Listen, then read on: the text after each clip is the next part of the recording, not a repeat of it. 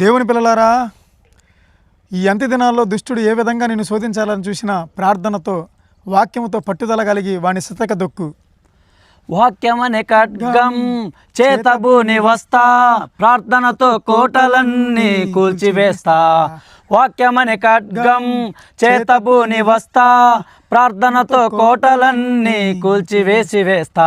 లోకమంత ఎదురైనా ఒంటరినై నిలిచినా, లోకమంత ఎదురైనా ఒంటరినై నిలిచినా, సిలువ జెండా పట్టుకొని సాగిపోతాను.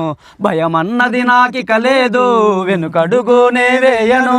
భయమన్నది నాకిక లేదు, వెనుకడుగునే వేయను.